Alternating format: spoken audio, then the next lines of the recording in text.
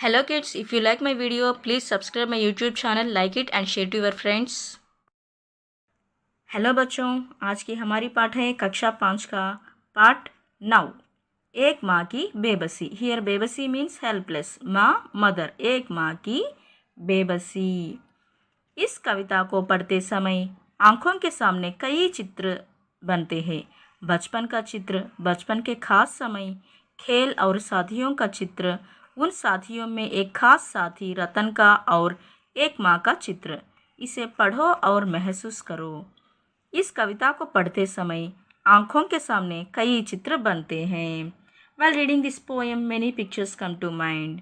बचपन का चित्र, बचपन के खास समय, खेल और साथियों का चित्र, उन साथियों में एक खास साथी रतन का और एक माँ का चित्र।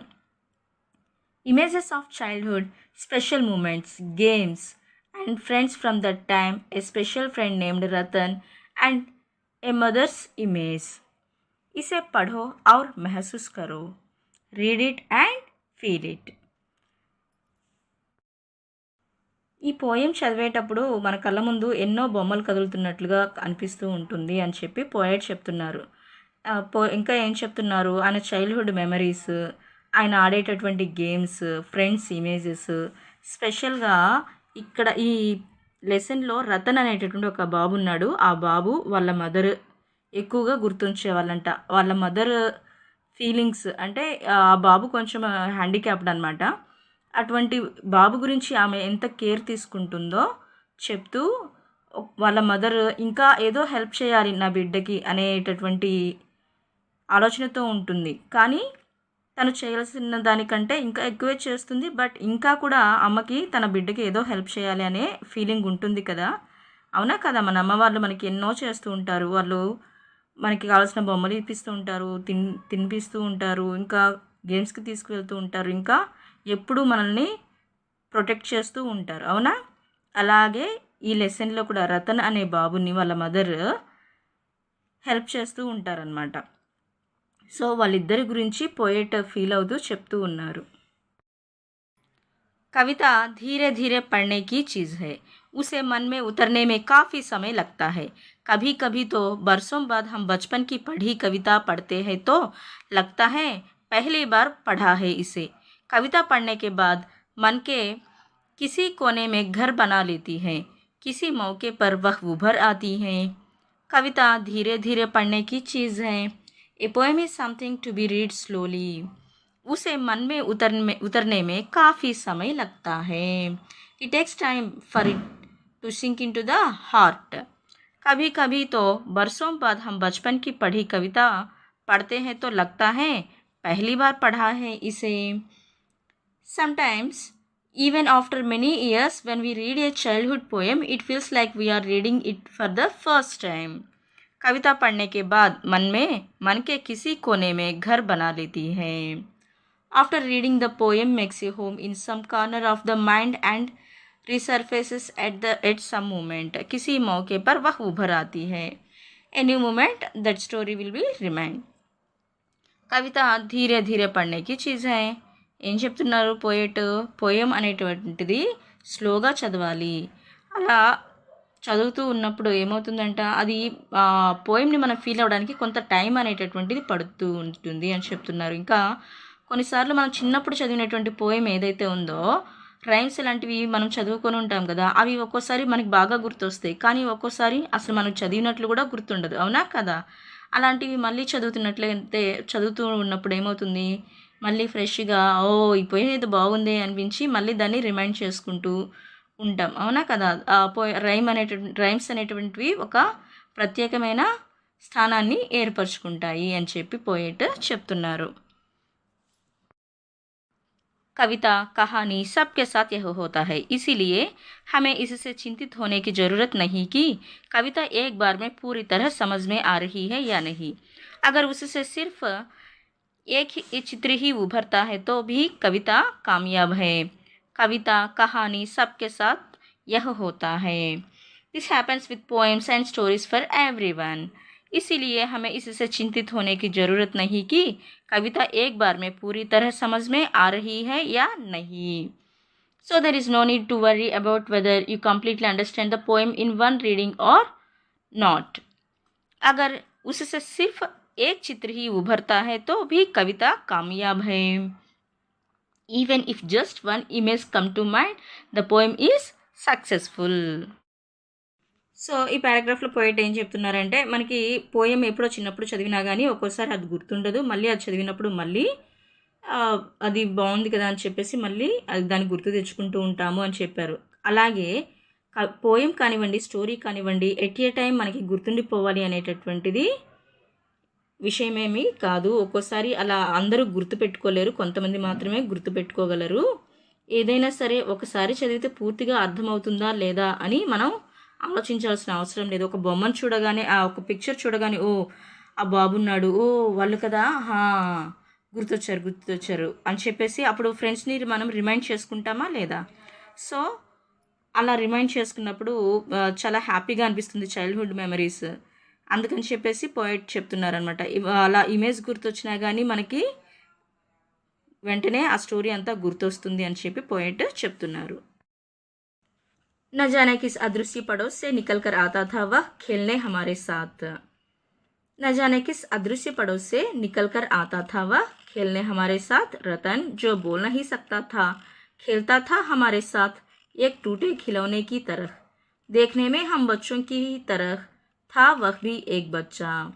न जाने किस अदृश्य पड़ोस से निकल कर आता था वह खेलने हमारे साथ.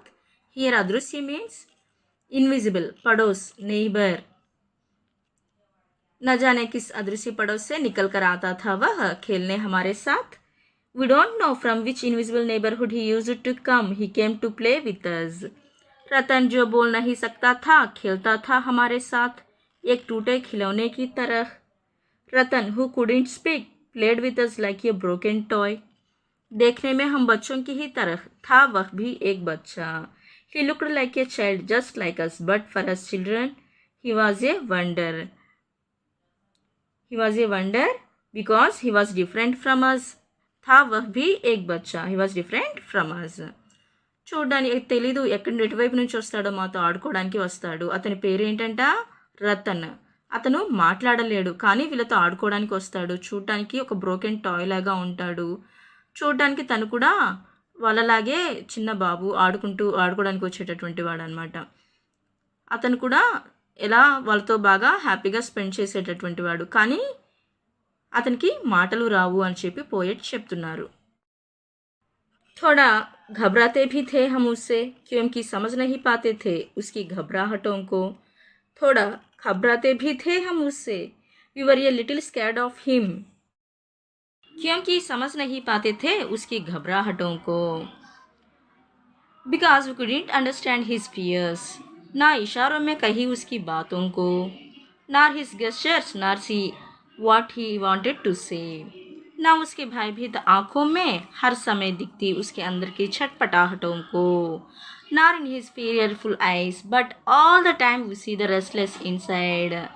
ఇక్కడ ఏం చెప్తున్నారంటే పోయిట్, ఒక్కోసారి ఆ బాబు చాలా డిఫరెంట్గా ఉంటాడంట. ఒక్కోసారి ఆ బాబుతో ఆడుకునేటప్పుడు వీళ్ళెవరూ అతనిలో ఉన్నటువంటి ఆ భయాన్ని చూడలేరు, అతని సైగల్ని అర్థం చేసుకోలేరు, అతను మాట్లాడాలన్న ఆ మాటలు అర్థం చేసుకోలేరు, ఇంకా అతని కళ్ళల్లో ఉన్నటువంటి ఆ భయం కనపడదు. కానీ అప్పుడప్పుడు ఎప్పుడు కూడా హర్ సమయ దిక్తి ఉస్కి అందరికీ చట్పటాహటనుకో, ప్రతిసారి ఆ బాబు లోపల ఏదో భయపడుతూ ఉన్నట్లుగా అనిపిస్తూ ఉంటుంది అని చెప్తున్నారు పోయెట్. जितनी देर वह रहता पास बैठी उसकी माँ निहारती रहती उसका खेलना. As long as he stayed, his mother sat nearby watching him play. ఎంతసేపు రతన్ ఆడుకుంటూ ఉంటే అంతసేపు వాళ్ళ మదర్ రతన్తో పాటు కూర్చొని చూస్తూ ఉంటుందంట పిల్లలు ఆడేటటువంటి గేమ్స్ని. अब जैसे जैसे कुछ बेहतर समझने लगा हूँ उनकी भाषा जो बोल नहीं पाते हैं याद आती रतन से अधिक उसकी माँ की आँखों में झलकती उसकी बेबसी. अब जैसे जैसे कुछ बेहतर समझने लगा हूँ उनकी भाषा जो बोल नहीं पाते हैं याद आती रतन से अधिक उसकी माँ की आँखों में झलकती उसकी बेबसी.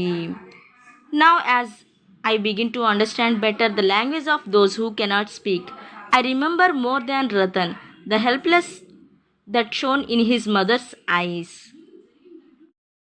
Finally, this poem shows us the deep love and sacrifices a mother makes her children.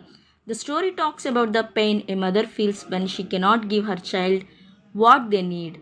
Even though she tries her best, despite her struggle, a mother always puts her children first. अब जैसे जैसे कुछ बेहतर समझने लगा हूँ उनकी भाषा जो बोल नहीं पाते हैं याद आती रतन से अधिक उसकी माँ की आंखों में झलकती उसकी బేబసీ ఇప్పుడు పోయిట్కి అర్థమవుతుందంట ఆ, ఎవరైతే మాట్లాడలేరో అలాంటి వాళ్ళని చూసినప్పుడు రతన్ని గుర్తొస్తాడంట ఆ రతన్ని గుర్తొచ్చిన వెంటనే వెంటనే వాళ్ళ అమ్మ కళ్ళల్లో వచ్చేటటువంటి నీళ్లు కనబడతాయంట పోయిట్కి ఎందుకంటే తన బాబుకి రతన్కి వాళ్ళ మదర్ ఇంకా అందించాల్సినటువంటి సహాయం అందించలేకపోతున్నానేమో అనే భయం వాళ్ళ అమ్మలో ఉండేదంట ఎంత హెల్ప్ చేసినా కూడా రతన్కి ఏం కావాలని ఇప్పించినా పిల్లలతో ఆడించినా ఎంత చేసినా కానీ ఆ బాబు మాట్లాడలేడు కదా మరి అలాంటి బాబుకి ఆ మాటలు ఎలా తీసుకురావాలి అనేటటువంటి ఒక ఆలోచన వాళ్ళ అమ్మలో చాలా బాధ కలిగించేదంట అందుకని చెప్పి పిల్లలతో ఆడేటప్పుడు రతన్ని చూస్తూ వాళ్ళ అమ్మ కళ్ళలో నీళ్లు కనిపిస్తూ ఉండేవంట